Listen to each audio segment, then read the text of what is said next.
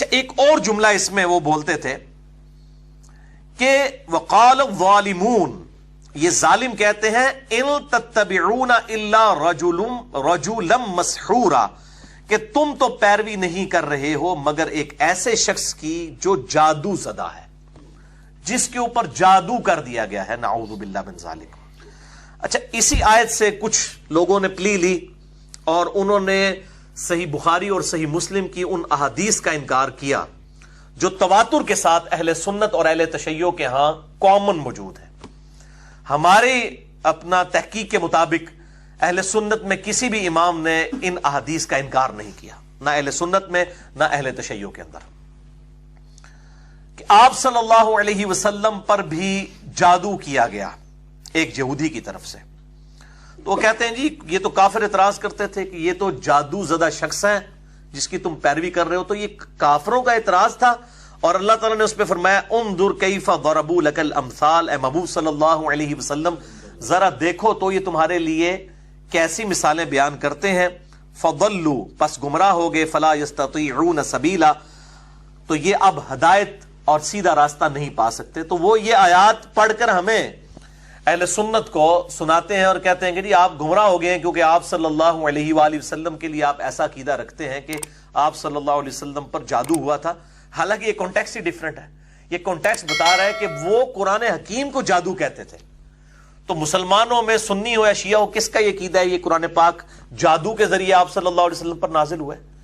یہ کہتے تھے کہ جو آپ صلی اللہ علیہ وسلم کلام بولتے ہیں یہ آپ پر کچھ جادو کا اثر ہے، کلام کو وہ جادو کا اثر کہتے تھے، نہ کہ یہ کہہ رہے تھے کہ اس کے اوپر یہ جادو ہوا ہے تو اب یہ جادو کا اگر ہم مان لیں گے تو ہم وہ کافروں والا کام شروع کر دیں گے۔ بالکل، اور پھر کہتے ہیں کہ جی جب آپ صلی اللہ علیہ وسلم پر جادو ہوا تھا اس دوران جو وحی نازل ہوئی اس کی کریڈیبلٹی کیا ہے؟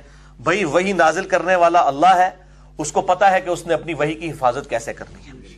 اس طرح کی پک اینڈ چوز کر کے پھر تو قرآن حکیم میں اللہ تعالیٰ نے کئی جگہ پر یہ بھی بات ارشاد فرمائی سورۃ الحجر کے اندر، انا کفیناک من المستہزئین، اے نبی صلی اللہ علیہ وسلم ہم کفایت کریں گے آپ کی طرف سے مذاق اڑانے والوں کے خلاف۔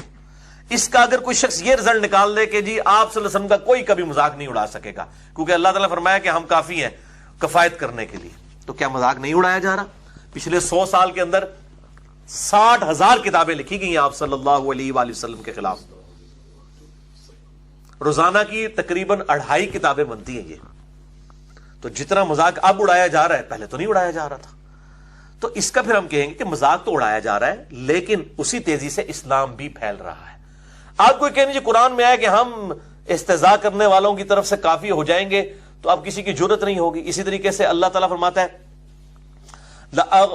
کتب اللہ لأغلبن انا ورسولی، کہ اللہ تعالیٰ نے یہ بات طے کر دی ہے کہ میں اور میرے رسول ہی غالب رہیں گے، اور نبی صلی اللہ علیہ وسلم کی اللہ تعالیٰ حفاظت فرمانے والا ہے، ٹھیک ہے۔ واللہ یعصمک من الناس، یہ بھی قرآن حکیم میں آتا ہے، اے نبی اللہ تعالیٰ آپ کو لوگوں کے شر سے بچائے گا۔ اچھا اگر یہی مطلب ہے تو پھر غزوہ احد میں آپ صلی اللہ علیہ وسلم کے دانت کیوں شہید ہوئے؟ تو فوراً یہ بھی تعویل شروع کر دیں گے، اور اس کا ذکر تو قرآن میں سورہ ال عمران میں ہے کہ جب آپ کی شہادت کی خبر بھی مشہور ہو گئی، وما محمد الا رسول قد خلت من قبلہ الرسل افئن مات او قتل انقلبتم علی اعقابکم، یعنی مسلمانوں نے تلواریں پھینک دی کہ نبی صلی اللہ علیہ وسلم دنیا سے چلے گئے تو اب ہم کیا کریں؟ تو اللہ تعالیٰ نے فرمایا ہمارے نبی پہ احسان کیا ہے، محمد تو نہیں مگر ایک رسول صلی اللہ علیہ وآلہ وسلم، اور ان سے پہلے بھی کئی رسول گزرے، اگر یہ فوت ہو جائیں، یہ شہید کر دیے جائیں تو کیا تم اپنے دین سے الٹے قدم پھر جاؤ گے؟ جو الٹے قدم پھرے گا تو وہ اللہ تبارک و تعالیٰ اس کی پکڑ فرمانے والا ہے، اور ثابت قدم رہنے والوں کو اللہ تعالیٰ جو ہے وہ جزا دے گا، اور یہ الٹے قدم پھرنے والے اللہ کا کوئی نقصان نہیں کر سکیں گے۔ تو اب یہ حفاظت اسی طریقے سے طائف میں صحیح مسلم میں ڈیٹیل آتی ہے، آپ صلی اللہ علیہ وآلہ وسلم پر پتھروں کے ذریعے جو ہے وہ پتھروں کی بارش کی گئی، نوجوان لڑکوں کی طرف سے مارا گیا، ان بچوں نے جن کو لگا دیا تھا آپ صلی اللہ علیہ وآلہ وسلم کے پیچھے، حتیٰ کہ آپ صلی اللہ علیہ وآلہ وسلم کے خون مبارک سے آپ کے نالین مبارک بھی جو ہے وہ بھر گئے۔ تو آپ کہیں گے جی اللہ تعالیٰ نے حفاظت کی ذمہ داری لی تھی تو یہ کیسے ہو گیا؟ غزوہ احد میں دانت کیوں شہید ہو گئے؟ تو حفاظت کی ذمہ داری سے مراد ہے کہ یہ دین قیامت تک کے لیے قائم رہے گا، اور آپ صلی اللہ علیہ وسلم کو اس وقت تک نہیں اٹھایا جائے گا دنیا سے جب تک کہ آپ صلی اللہ علیہ وآلہ وسلم کا دین کامل حالت میں آپ امت تک نہ پہنچا دیں۔ اسی طریقے سے آپ کی جو صحیح بخاری میں آتا ہے، مسئلہ نمبر 163 میں نے بتایا کہ آپ صلی اللہ علیہ وسلم کو غزوہ خیبر کے موقع کے اوپر زہر دیا گیا تھا ایک بھنی ہوئی بکری کے اندر، اور اس کی وجہ سے 2 صحابی شہید بھی ہو گئے تھے. صحیح بخاری میں بھی آتا ہے اور ابو داؤد میں اس کی پوری ڈیٹیل آتی ہے، مسئلہ نمبر 163 میں نے بیان کی ہے. اور پھر اس یہودیہ کو جس نے زہر دیا تھا قصاص میں قتل بھی کیا گیا، اور آپ صلی اللہ علیہ وسلم پر اس وقت کوئی اثر نہیں ہوا. اس گوشت کی بوٹی نے بول کے بتایا کہ میرے اندر زہر ہے، لیکن آپ زبان پہ رکھ چکے تھے. البتہ پھر 4 سال کے بعد اللہ تعالیٰ نے آپ کو شہادت کے رتبے پر فائز کرنے کے لیے اس زہر کو واپس کروایا، اور اس زہر کے ذریعے آپ صلی اللہ علیہ وسلم کی وفات ہوئی. اللہ تعالیٰ جس نے 4 سال کے لیے زہر روک کے رکھا ہوا تھا وہ 4000 سال کے لیے بھی روک سکتا تھا. ایک ذریعہ بنایا، موت کا وقت آ چکا تھا، صرف ایک شہادت کا رتبہ. کیونکہ بخاری و مسلم میں حدیث ہے، آپ صلی اللہ علیہ وسلم نے فرمایا میری خواہش ہے میں اللہ کی راہ میں قتل کیا جاؤں، پھر زندہ کیا جاؤں، پھر قتل کیا جاؤں، پھر زندہ کیا جاؤں، پھر قتل کیا جاؤں، پھر زندہ کیا جاؤں، پھر قتل کیا جاؤں. تو آپ صلی اللہ علیہ وسلم اس خواہش کا اظہار کیا کرتے تھے. صحیح مسلم میں حدیث ہے جس کے دل میں شہادت کی تمنا نہیں ہے وہ نفاق کی ایک شاخ پر مرے گا. یعنی شہادت کی تمنا ہونی چاہیے. تو اللہ تعالیٰ نے آپ صلی اللہ علیہ وآلہ وسلم کی خواہش پوری کر دی. بہرحال دین آپ کامل حالت میں الحمدللہ امت تک پہنچا گئے. آپ صلی اللہ علیہ وآلہ وسلم کے دین کی حفاظت اللہ تعالیٰ نے خود کرنی ہے. لہذا یہ کہنا کہ جی یہ جو آیات ہیں اس سے ڈینائل ہو جائے گا، اگر ہم اس چیز کو مان لیں تو پھر وہ ڈینائل ہو جائے گا اس بات کا کہ آپ صلی اللہ علیہ وسلم کی وہی تو محفوظ ہے، تو اس کا ڈینائل ہو جائے گا. محفوظ تو نہیں ہے، آپ پہ تو جادو ہو گیا تھا. اور کہتے ہیں یہ تو کافروں کی بات ہے. وہ کہتے تھے یہ جادو زدہ شخص ہے. تو یہ آپ کانٹیکسٹ دیکھیں، ظلم نہ کریں. اس کا کانٹیکسٹ کیا ہے کہ وہ قرآن حکیم کو کہتے تھے یہ جادو کا اثر ہے. آپ صلی اللہ علیہ وآلہ وسلم پر جو جادو ہوا وہ بالکل الگ ہے. اب یہ جو ڈاکٹرائن کھڑی کی ہے، ہم اس ڈاکٹرائن کو قرآن سے ہی نرلیفائی کر دیتے ہیں جادو کے معاملے میں. حدیثوں کو تو چھوڑ دیں. آپ کی ڈاکٹرائن یہ ہے، آپ کا بیانیہ یہ ہے کہ نبی کے اوپر جادو نہیں ہو سکتا. اگر ہم قرآن حکیم سے ثابت کر دیں کہ نبی پر جادو ہو سکتا ہے، جیسے باقی معاملات ہیں، نبی کو بھوک لگتی ہے، نبی کو جب زخم لگتا ہے خون نکلتا ہے، نبی پر جب دکھ آتا ہے آنسو نکلتے ہیں، باقی سارے معاملات ہیں. نبی کی بیویاں بھی ہیں، کھانے پینے کا محتاج بھی ہے، سارے معاملات. تو اس طریقے سے نبی کے اوپر جادو بھی ہو سکتا ہے. یہ ڈاکٹرائن جو ہے کہ نہیں ہو سکتا، اس کو ہم توڑتے ہیں سورہ طٰہٰ کی آیت نمبر 65 سے لے کر 70 تک. اس کے اندر ڈیٹیل کے ساتھ اللہ تعالیٰ نے موسیٰ علیہ السلام اور جادوگروں کا ذکر کیا ہے. سورہ طٰہٰ آیت نمبر 65 سے لے کر 70 تک. قالوا یا موسیٰ، وہ کافر کہنے لگے جو جادوگر آئے تھے، اے موسیٰ، اما ان تلقی و اما ان نکون اول من القا، کیا تم ڈالو گے اپنا، وہ تو یہ سمجھتے تھے کہ یہ بھی جادوگر ہے، تم اپنا شوبتا پہلے دکھاؤ گے نعوذ باللہ، یا ہم دکھائیں. قال بل القوا، موسیٰ علیہ السلام نے کہا بلکہ تم ہی کرو. فاذا حبالهم وعصیهم یخیل الیہ من سحرهم انہا تسعی، تو جب انہوں نے وہ اپنا جادو ڈالا تو ان جادوگروں کی رسیاں اور لاٹھیاں، یخیل الیہ، یہ واحد کا صیغہ ہے، الیہم نہیں ہے. یعنی موسیٰ علیہ السلام کو خیال گزرا، موسیٰ علیہ السلام کے اوپر یوں اثر ہوا، من سحرہم، ان کے جادو کا. شکر ہے یہ سنگولر کا صیغہ آیا. الیہم ہوتا تو انہوں نے کہا نا موسیٰ مراد نہیں ہے، باقی لوگ مراد نے. یہ اللہ تعالیٰ نے اس طرح حفاظت کی ہے قرآن حکیم کی. یخیل الیہ، وہ موسیٰ کو یوں نظر آئیں، من سحرہم، ان کے سحر کے سبب، انہا تسعی، کہ وہ دوڑ رہی ہیں. وہ رسیاں بھی سانپ کی مانند دوڑتی ہوئی نظر آئیں، حالانکہ نہیں تھی. وہ سورہ الحج کی آخری آیات میں آتا ہے، اللہ تعالیٰ فرماتا ہے کہ کوئی شخص ایک مکھی پیدا نہیں کر سکتا، تو یہ سانپ کون بنا سکتا تھا؟ وہ ایک جادو کا اثر تھا، ہے رسیاں تھی. لیکن موسیٰ علیہ السلام کو وہ نظر آئی کہ یہ تو ہل رہی ہیں اور یہ بھی سانپ ہے. اس کے بعد مزید وہم آپ کا نکالا ہے اللہ تعالیٰ نے. فَأَوْجَسَ فِي نَفْسِهِ خِيفَةً مُوسَىٰ، موسیٰ علیہ السلام اپنے جی ہی جی میں خوف کھا گئے. اگر وہ رسیاں اور سانپ ہی تھی تو ان کو خوف ہی نہیں کھانا چاہیے تھا. اگر نہیں تھی رسیاں، سانپ نہیں بنی ہوئی تھی، صرف رسیاں اور لاٹیاں ہی تھی، تو پھر ڈرنے کی کیا ضرورت تھی؟ ان کو نظر آئی تو انہوں نے خوف کھایا. تو پھر کیا ہوا؟ قُلْنَا لَا تَخَفْ، اللہ تعالیٰ فرماتے ہیں ہم نے کہا اے موسیٰ مت ڈریے، اِنَّكَ أَنْتَ الْأَعْلَىٰ، بے شک آپ ہی ان پر غالب آئیں گے. وَأَلْقِ مَا فِي يَمِينِكَ، آپ ڈال دیجئے آپ کے ہاتھ میں جو آپ کا عصا ہے، اس کو زمین کے اوپر ذرا ڈالیے تو صحیح. تلقف ما صنعوا، یہ نگل لے گا جو کچھ انہوں نے شعبدہ بازی کی ہے. ما صنعوا، جو کچھ انہوں نے بنایا ہے. انما صنعوا کید الساحر، یہ تو صرف جادو کا کرشمہ ہے جو دکھایا جا رہا ہے. ولا یفلح الساحر حیث اتا، اور ساحر کبھی کامیاب نہیں ہو سکتا جہاں سے مرضی وہ آ جائے. پیغمبر کے مقابلے پہ اسے کامیابی نہیں ہو سکتی. پیغمبر کے پیچھے تو اللہ ہے اس کی حفاظت کرنے والا. وہی ہوا کہ وہ سب کو نگل گیا. اب اس کا اثر کیا ہوا؟ سب سے پہلے اثر قبول کیا جادوگروں نے. فَأُلْقِيَ السَّحَرَةُ سُجَّدًا، سب کے سب جادوگر گر پڑے سجدے میں. قَالُوا آمَنَّا بِرَبِّ ہارون وموسیٰ، اور انہوں نے کہا کہ ہم ایمان لائے اپنے رب پر جو موسیٰ علیہ السلام کا بھی رب ہے اور ہارون علیہ السلام کا بھی رب ہے. اچھا آپ دیکھیں، فرعون نہیں ایمان لے کر آیا اور وہ جادوگر ایمان لے کر آئے. ٹیکنیکل ریزن اس کے پیچھے کیا ہے؟ کیونکہ جادوگر جادو کے فن کو سمجھتے تھے. ان کو پتا تھا کہ جادو اپنے ایپیکس میں کہاں تک جا سکتا ہے. ہر شخص اپنے شعبے کی ایپیکس اور چوٹی کو جانتا ہے. جادوگر بھی جانتے تھے کہ یہ جادو نہیں ہے، جادو سے صرف یہ ہلتی ہوئی دکھائی جا سکتی ہے، یہ جو سب کچھ کھا پی گیا یہ نہیں کہا کوئی. ورنہ تو کہتے ٹھیک ہے جی تسی بھی نکی جی سٹو، اسی بھی کھوا کے دسنے. ان کو پتا چل گیا یہ جادو نہیں ہے. جس طرح ایک میڈیکل فیلڈ کا جو ڈاکٹر ہے وہ چیز جانتا ہے کہ میڈیکل فیلڈ میں کہاں سے آپ زیادہ سے زیادہ کہاں تک پہنچ سکتے ہیں. یعنی اگر کسی کی ہڈی ٹوٹ گئی ہے تو ظاہر ہے کہ ہڈی کو جوڑنے کے لیے، بانڈ بنانے کے لیے 6 سے 8 ہفتے چاہیے.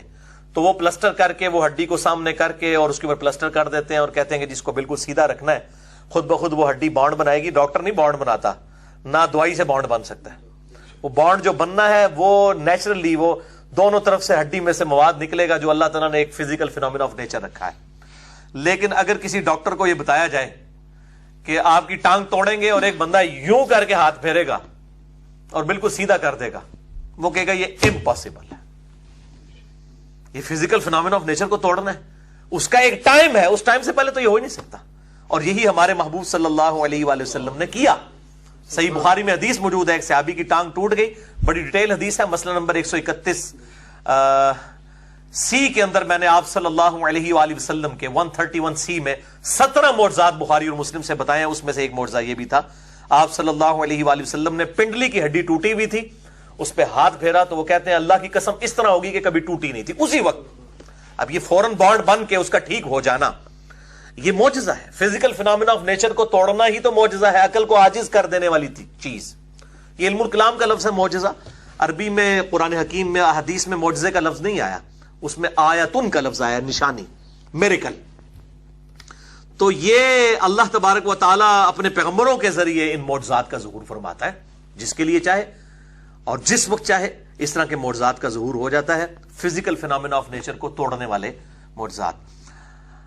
تو یہ جو موسیٰ علیہ السلام کے سامنے جادوگر آئے ان کو یہ بات پتا چل گئی کہ یہ جادو نہیں ہے، وہ ایمان لے آئے. اب اس سے بالکل کلیئر کٹ پتا چلا کہ موسیٰ علیہ السلام کو بھی وہ رسیاں سانپ کی مانند ہلتی ہوئی نظر آئیں. تو موسیٰ علیہ السلام پر جادو ہو گیا تو آپ کا جو اصول اور مبادی تھا وہ ٹوٹ گیا کہ نبی پر جادو نہیں ہو سکتا. ہم یہ پوچھتے ہیں وہ جو اصول اور مبادی یہاں تک ٹوٹا کہ اسی دوران ان کے دل میں خوف بھی پیدا ہوا، پھر اللہ کی طرف سے وحی بھی آئی. اللہ تعالیٰ اپنے نبیوں کی حفاظت کرنے والا ہے. اگر ہمارے محبوب صلی اللہ علیہ وآلہ وسلم کو چند دن اس کیفیت سے گزارا گیا تو اللہ تعالیٰ نے وحی کے اعتبار سے آپ کی حفاظت کی. آپ کے ساتھ ایسا معاملہ نہیں تھا کہ وحی کا معاملہ. آپ صلی اللہ علیہ وسلم کچھ کام کرتے تھے پھر بھول جاتے تھے، خصوصاً اپنے بیویوں کی جو باری ہے اس کو بھی بھول جاتے تھے. بخاری اور مسلم میں اس کی ڈیٹیل آتی ہے، میں وہ حدیث بھی یہاں پہ بیان کر دیتا ہوں. تو اس سے زیادہ آپ کے اوپر کوئی اثر نہیں تھا اور اللہ تعالیٰ نے حفاظت فرمائی. اور آپ پھر یہ کہتے ہیں جی یہ حدیث تھی تو بڑے لوگوں نے روایت کیوں نہیں کی ہے؟ صرف جو ہے وہ حشام نہیں، جو عروہ کا بیٹا ہے، عروہ ابن زبیر، جو عبداللہ ابن زبیر کے چھوٹے بھائی ہیں، اما عائشہ کے بھانجے ہیں، انہوں نے روایت کی ہے یہ شام جو ہے یہ سٹھیا گیا تھا، نعوذ باللہ. بھائی اما عائشہ نے یہ حدیث بیان ہی ایک بندے کے ساتھ کی تاکہ امت تک یہ پیغام پہنچے. یہ آپ صلی اللہ علیہ وآلہ وسلم پہ جو اثرات تھے یہ لوگوں نے آبزرو نہیں کیے، یہ صرف آپ کی بیویوں نے آبزرو کیے ہیں. اور اسی حدیث میں بخاری اور مسلم میں الفاظ بھی موجود ہیں، آپ صلی اللہ علیہ وآلہ وسلم نے اس حدیث کو بیان کرنے سے بھی روک دیا کہ اس کو آگے ڈیٹیل سے بیان نہ کیا جائے، ورنہ تو کئی صحابہ اس حدیث کو بیان کرتے. اس حدیث نے خود اپنی حفاظت اس اعتبار سے بھی کی ہے، وہ میں حدیث بھی آپ کو بیان کر دیتا ہوں. تو آپ صلی اللہ علیہ وآلہ وسلم نے اس کو بیان کرنے سے بھی روک دیا. یہ حفاظت کی اللہ تعالیٰ نے اسپیشلی آپ صلی اللہ علیہ وآلہ وسلم کی. تو یہ بالکل بہانہ غلط ہے, لیم ایکسکیوز ہے کہ جی وہ وہی کا کیا بنے گا, وہ تو پھر جادوگر, یہ تو قرآن اعتراض ہے. قرآن کا اعتراض یہ نہیں ہے, کافروں کا جو اعتراض قرآن نے نقل کیا وہ بالکل اور ہے. آپ صلی اللہ علیہ وسلم ہمارے لیے, پوری امت کے لیے رول ماڈل بننے والے ہیں. تو آپ کو ان تمام کیفیات سے گزارا جائے گا. آپ کا جب بیٹا ابراہیم فوت ہوا, صحیح بخاری میں آتا ہے آپ کی آنکھوں سے آنسو بھی نکلے. صحیح مسلم میں آتا ہے طائف کے موقع کے اوپر جب آپ کو پتھر لگے آپ صلی اللہ علیہ وسلم کا خون مبارک بھی نکلا. بخاری اور مسلم دونوں میں آتا ہے جب دانت شہید ہوئے تو ایسا خون کا فوارہ چھوٹا کہ آپ صلی اللہ علیہ وسلم بلڈ پریشر کے لاس ہونے کی وجہ سے بے ہوش ہو گئے. اسی لیے آپ کی جو شہادت کی خبر بھی مشہور ہو گئی. تو آپ صلی اللہ علیہ وسلم کے ساتھ وہ سارے معاملات ہوتے. آپ کی بیٹیوں کو بھی طلاق پڑی. آپ صلی اللہ علیہ وسلم نے اپنی 3 بیٹیاں جو آپ کی زندگی میں فوت ہوئیں جوان, ان کو دفنایا بھی. سارے سرکمسٹانسز سے آپ کو گزارا گیا, اور اس ایک ذریعے پہ بھی گزارا گیا, جادو کے اعتبار سے بھی, کہ ایک دفعہ آپ کو گزارا گیا, اس کے بعد کبھی کسی پہ جادو نہیں ہوا. ورنہ تو سیدنا عمر نے پوری دنیا کو جو آگے لگایا ہوا تھا, رومن اور پرشین امپائر کو, تو اس وقت سارے دنیا کے جادوگر مل کے حضرت عمر پہ جادو کرتے نا, کیونکہ اللہ تعالیٰ کی طرف سے المعوذات نازل ہو چکی ہوئی تھی, سورہ اخلاص, سورۃ الفلق اور سورۃ الناس, اور اللہ نے ان کو ذریعہ بنایا. آج بھی صبح شام کے اذکار, کتنے جو کانفیڈنٹ لوگ ہیں وہ کہتے ہیں جی آپ نے جو ڈیٹا لینا ہے ہمارا لے لیں, ہم آپ کو پورا ڈیٹا دیتے ہیں, آپ ہمارے اوپر جادو کر کے بتائیں. اتنے کانفیڈنٹ لوگ بھی موجود ہیں. جو لوگ صبح شام کے اذکار کرنے والے ہیں الحمدللہ وہ اس اعتبار سے کانفیڈنٹ ہیں الحمدللہ. تو بہرحال یہ جادو والی حدیث بھی آپ سن لیجئے. یہ حدیث صحیح بخاری اور مسلم دونوں میں موجود ہے. اہل سنت اہل تشیع دونوں کا اجماع ہے کہ آپ صلی اللہ علیہ وآلہ وسلم کو اس کیفیت سے گزارا گیا. بخاری میں انٹرنیشنل نمبر کے مطابق 5763 سے لے کر 5766 تک 4 طرق اس کے موجود ہیں, جس میں پوری ڈیٹیل موجود ہے. صحیح مسلم میں ہے 5703. اب یہ عجیب حسن اتفاق ہے, بخاری میں 5763 اور مسلم میں 5703, اس میں 63 اس میں 03.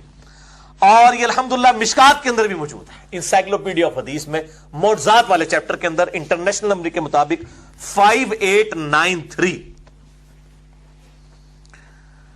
یہ ڈیٹیل سے حدیث یوں ہے کہ آپ صلی اللہ علیہ وآلہ وسلم کے بارے میں اما عائشہ روایت کرتی ہیں کہ آپ صلی اللہ علیہ وآلہ وسلم میرے گھر تشریف لائے تو آپ صلی اللہ علیہ وآلہ وسلم رات کے وقت اللہ تعالیٰ سے مسلسل دعا کرتے رہے. تو بعد میں پھر آپ صلی اللہ علیہ وآلہ وسلم نے اس کی وجہ بیان کی. یعنی اما عائشہ نے بھی یہ چیز آبزرو اس اعتبار سے نہیں کی اسٹرانگلی. تو کہتی ہیں میں نے پوچھا تو آپ صلی اللہ علیہ وآلہ وسلم نے فرمایا کہ میرے ساتھ کچھ دنوں سے یہ معاملہ چل رہا تھا کہ میں باتوں کو بھول جایا کرتا تھا. اسی طریقے سے کس بیوی کے گھر سے میں ہو کر آیا ہوں میں اس کو بھول جایا کرتا تھا. بس یہ 2 چیزیں رپورٹ ہوئی ہیں. پھر میں نے آج رات اللہ تعالیٰ سے بار بار دعا کی کہ اے اللہ یہ میرے ساتھ جو کچھ ہو رہا ہے, آپ کو تو نہیں پتا تھا کہ آپ کے اوپر جادو ہوا ہے, آپ پہلی دفعہ اس ایکسپیرینس سے گزر رہے تھے, تو یہ میرے لیے معاملہ اشکار کرتے ہیں. آپ صلی اللہ علیہ وسلم کسی جادوگر کے پاس نہیں گئے, کسی تعویذ دھاگے کروانے والے کے پاس نہیں گئے, اللہ کی طرف رجوع کیا. تو آپ صلی اللہ علیہ وآلہ وسلم فرماتے ہیں کہ آج رات 2 فرشتے میرے پاس آئے, اور بخاری مسلم کی حدیث یاد کر لیں. جو فرشتے کہتے ہیں کہ ان کا صرف ان کی آنکھیں سوتی ہیں, دل جاگتا رہتا ہے. تو آپ صلی اللہ علیہ وسلم سوئے ہوئے تھے, ایک فرشتہ سرہانے آ گیا اور ایک پاؤں کی طرف, سیدنا جبرائیل علیہ السلام اور میکائیل علیہ السلام. یہ تاریخی روایتوں میں, تاریخ جو وہ طبقات ابن سعد ہے اس کے اندر ملتا ہے یہ نام. بخاری مسلم میں نام موجود نہیں ہے. 2 فرشتوں کا ذکر ہے, ایک سرہانے کھڑا ہو گیا ایک پاؤں کی طرف, اور وہ آپس میں گفتگو کرنے لگ پڑے. اور آپ صلی اللہ علیہ وسلم نیند کی حالت میں بھی سن رہے ہیں چونکہ آپ کا دل جاگ رہا ہے, اور کہتے ہیں کہ بھلا جانتے ہو اس شخص کے ساتھ کیا ہوا ہے؟ دوسرا کہتا ہے نہیں. تو فرشتہ کہتا ہے, دوسرا پہلے والا فرشتہ کہتا ہے کہ اس شخص کے اوپر جادو ہو گیا. وہ شخص پوچھتا ہے کہ پھر کس نے جادو کروایا؟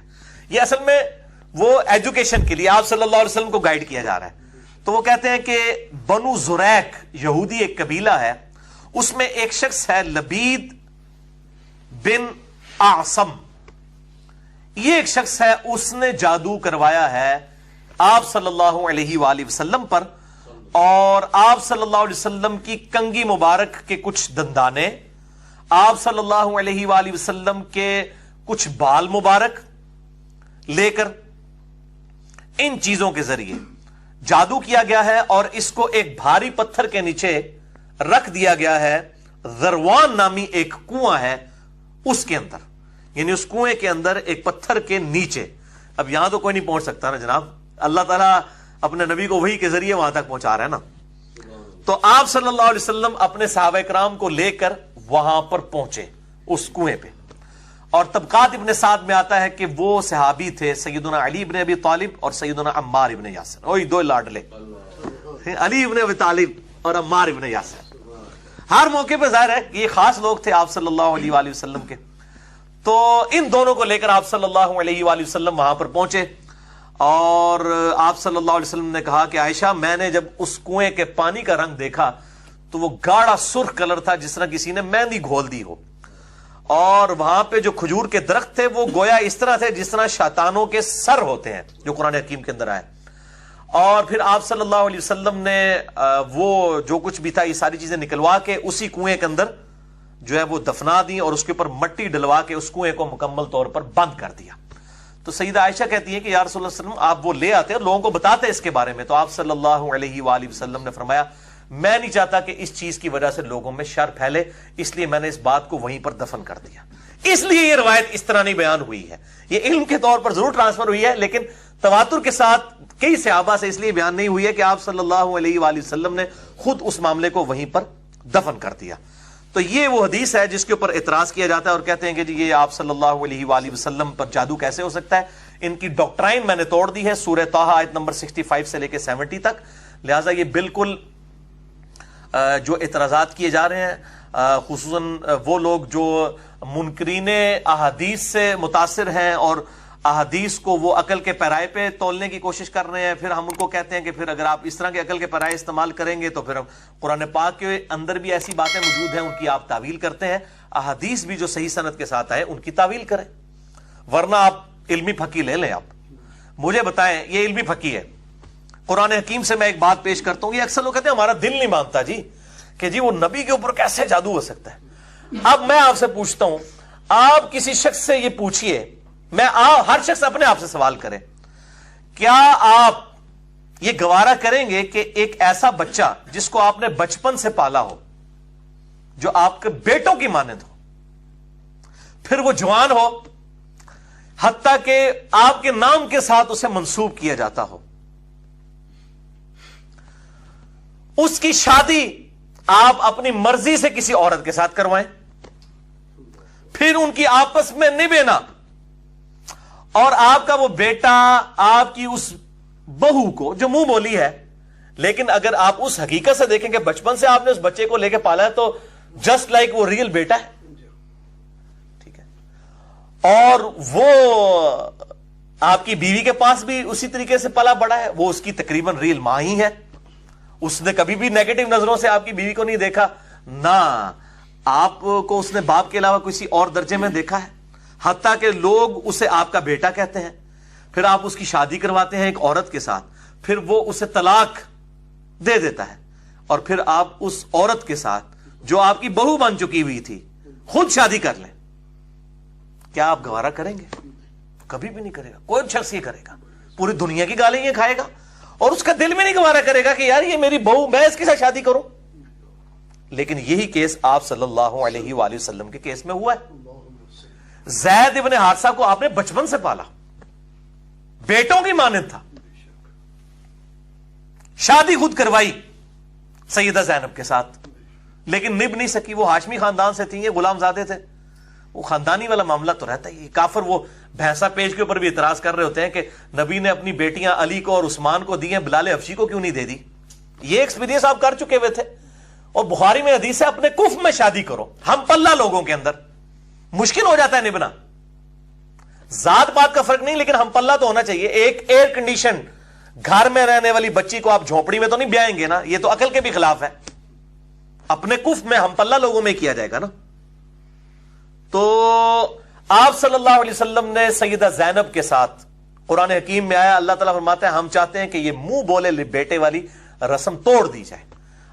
زید ابن حارثہ کو زید ابن محمد کہا جاتا تھا، یہ رسم توڑنے کے لیے اتنے بڑے لیول کا کام اللہ تعالیٰ نے کروایا کہ تاکہ کامل یقین ہو جائے کہ منہ بولا کوئی رشتہ نہیں ہوتا. اب وہ لوگ تو باتیں کریں گے اور آپ صلی اللہ علیہ وسلم اپنے دل میں یہ بات چھپاتے تھے. وہ جو کشف المحجوب کے اندر اس کو اور طرف لے گئے نعوذ باللہ من ذالک.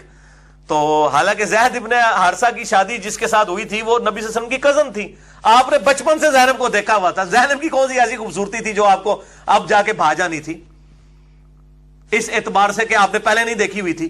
ہاں کوئی ان سین عورت ہوتی تو آپ یہ جھوٹا الزام لگاتے ہوئے بھی آپ جو ہے وہ تردد نہ کرتے. زینب آپ نے دیکھی ہوئی, آپ نے رشتہ کروایا زینب کا. اس وقت تو پردے کی آیات بھی نازل نہیں ہوئی تھی, کوئی ان سین عورت تو نہیں تھی زینب. اگر آپ کی اپنی خواہش ہوتی آپ خود کر لیتے پہلے ہی. تو اللہ تعالیٰ تم اپنے دل میں بات چھپاتے تھے اور اللہ اسے ظاہر فرمانا چاہتا تھا. یعنی چھپاتے کیا تھے آپ صلی اللہ علیہ وآلہ وسلم؟ یہی کہ اگر میں نے یہ عمل کیا تو لوگ کیا کہیں گے. تو ہم اس رسم کو توڑنا چاہتے تھے. رسم توڑنے کے لیے آپ صلی اللہ علیہ وآلہ وسلم کی طرف سے اس طرح کی ایکٹیویٹی ہونا ضروری تھا. اور وہ کس لیول تک ہوئی, حتیٰ کہ آپ دیکھیں کہ اتنا بڑا ٹروتھ ریویل ہوا سورۃ الاحزاب کی آیت نمبر 40 میں, ما کان محمد ابا احد من رجالکم. محمد صلی اللہ علیہ وسلم تم مردوں میں سے کسی کے باپ نہیں ہیں. یعنی حضرت زید ابن حارثہ مرد تھے. جب آپ صلی اللہ علیہ وآلہ وسلم نے اعلان نبوت کیا نا, زید ابن حارثہ کی عمر 25 سال تھی اس وقت, یعنی یہ جوان تھے. تم مردوں میں سے کسی کے باپ نہیں ہیں بلکہ وہ اللہ کے رسول ہے. وَلَٰكِن رسول اللہ و خاتم النبیین. رسول اللہ ہے اور خاتم النبیین ہے. نبوت کی مہر ہے اور مہر ڈاکومنٹ کے اینڈ پہ لگائی جاتی ہے, جس کے بعد ڈاکومنٹ میں کوئی چیز ایڈ کرنا جرم ہوتی ہے. خاتم بھی ہے اور خاتم بھی ہے. یہ بحث جو ہے قادیانیوں کے دھوکے کا جواب میں نے مسئلہ نمبر 40 میں دیا ہے, 40 نمبر میں. تو یہ آپ دیکھیں ختم نبوت کے ساتھ ذکر ہوا کہ محمد صلی اللہ علیہ وآلہ وسلم تم مردوں میں کسی کے باپ نہیں ہے بلکہ وہ اللہ کے رسول اور خاتم النبیین ہے. اس لیول کا ٹروتھ, یعنی جو یونیورسل ٹروتھ تھا خاتم النبیین ہونے کا, اسی آیت میں اس یونیورسل ٹروتھ کو بھی بتا دیا گیا کہ آپ صلی اللہ علیہ وسلم کسی کے منہ بولے جو باپ والا رشتہ ہے نا, یہ ایگزسٹ نہیں کرتا آپ کے لیے. اور اس میں یہ بھی خبر تھی کہ آپ کا کوئی بیٹا بھی بلوغت کی عمر تک نہیں پہنچے گا. اور اس کے پیچھے بھی آپ لاجک سمجھیں, انبیاء کرام علیہ السلام کے جب بچے جوان ہوتے تھے وہ ان کے جانشین بنا کرتے تھے, چونکہ ختم نبوت کا تقاضا یہ تھا. اور جو جانشین بنتے تھے ان کو بھی نبوت ملتی تھی. حضرت ابراہیم علیہ السلام کے جانشین حضرت اسحاق اور اسماعیل بنے, ان کو پیغمبری ملی. اسحاق کے بیٹے بنے یوسف, ان کو پیغمبری. تو آپ صلی اللہ علیہ وسلم کا اگر کوئی بیٹا ہوتا یقیناً پیغمبر ہونا تھا. لیکن ختم نبوت کا تقاضا تھا کہ آپ صلی اللہ علیہ وآلہ وسلم کا بیٹا کوئی بلوغت کی عمر تک پہنچے نا, چند مہینوں کی عمر میں سیدنا ابراہیم علیہ السلام اور باقی جو آپ صلی اللہ علیہ وآلہ وسلم کے بیٹے ہیں, سیدنا قاسم علیہ السلام اور سیدنا طاہر علیہ السلام ورضی اللہ عنہم اجمعین, وہ وفات پا گئے. اور کہا گیا کسی مرد کے باپ نہیں. اور یہ منہ بولے رشتے والا جو ہے نا, ہمیشہ کے لیے اس جو رسم ہے اس کو توڑ دیا گیا. اور اس کی ہم لاجک آج کے دور میں جب بے حیائی اپنے عروج کے اوپر ہے اس کو سمجھ سکتے ہیں کہ یہ منہ بھولے بہن بھائی ہوتے ہیں اور بعد میں وہ بہنوں کو بھگا کے لے جاتے ہیں ساتھ. کتنے واقعات آتے ہیں, ٹھیک ہے. اور لوگ جس کو چاہتے ہیں نا جی یہ بھائی ہے جی, یہ بہن ہی ہے جی, ہاتھ پھیر رہے ہوتے ہیں, سارے معاملات کر رہے ہوتے ہیں. حالانکہ اسلام نے اس کو کس حد تک کنڈیم کیا کہ ختم نبوت والی آیت کے اندر ہی اس کے اوپر حکم فرما دیا کہ آپ صلی اللہ علیہ وسلم کسی مرد کے باپ نہیں ہے. ایک اس رسم کو ختم کرنے کے اعتبار سے, دوسرا یہ کہ چونکہ مرد کے باپ نہیں ہے لہٰذا یہ ختم نبوت کا تقاضا ہے کہ آپ کسی مرد کے باپ نہ ہو, آپ کا بیٹا کوئی جوانی کی عمر تک نہیں پہنچے گا, ورنہ وہ بھی پیغمبر ہوتا. آپ صلی اللہ علیہ وآلہ وسلم کا جو اللہ نے مرتبہ رکھا ہے اس کا تقاضا تھا کہ اس کو بھی پیغمبری ملتی. لیکن ختم نبوت کی برکت سے یہ معاملہ ہمیشہ کے لیے سیٹل ہو گیا. اسی لیے آپ صلی اللہ علیہ وآلہ وسلم کا جانشین بھی کوئی نہیں ہے سوائے اس قرآن کے. بخاری اور مسلم میں حدیث ہے عبداللہ ابن ابی اوفا رضی اللہ تعالیٰ عنہ کی, آپ صلی اللہ علیہ وسلم کا وصی قرآن ہے. میں نے ڈیٹیل سے اس پہ ڈسکشن کی ہے. مسئلہ نمبر 85, قرآن اور قتال, نبی صلی اللہ علیہ وآلہ وسلم کی دو خصوصیات. آپ صلی اللہ علیہ وسلم کا واحد معجزہ جس کی بنیاد پر دعوی نبوت ہے وہ یہ القرآن ہی ہے. تو یہ جادو والا مسئلہ بھی بڑے عرصے سے ادھار تھا, لوگ کہتے تھے, اور اس قسم کے اعتراضات بڑے پڑھے لکھے طبقے کی طرف سے بھی آ رہے ہوتے ہیں. تو ہم نے ان کی ڈاکٹرائن توڑ دی ہے کہ قرآن حکیم کی ڈاکٹرائن سپورٹ کرتی ہے کہ انبیاء کرام علیہ السلام پر جادو ہو سکتا ہے لیکن نبوت کی حفاظت رہے گی, وہ اپنی جگہ رہے گی. وہ تانوں ٹینشن لینے کی لوڑ نہیں ہے, وہ اللہ تعالیٰ نے حفاظت کرنی ہے, ٹھیک ہے نا جی. تو وہ اب آپ صلی اللہ علیہ وسلم پہ حالت جنابت بھی ہوتی تھی. وہ ڈاکٹر عامر لیاقت صاحب